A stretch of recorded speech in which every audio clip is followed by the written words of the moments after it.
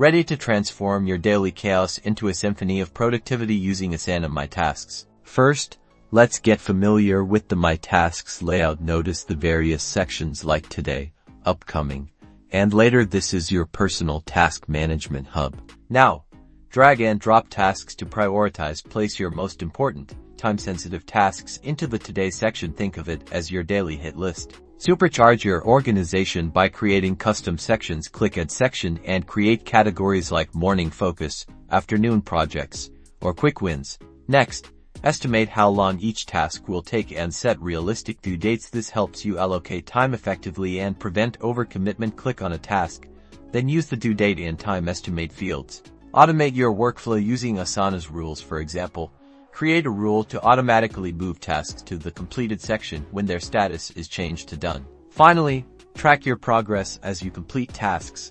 Mark them as done. Regularly review the My Progress tab to visualize your accomplishments and identify areas for improvement. That's it. With these techniques, you will master Asana My Tasks and conquer your daily goals.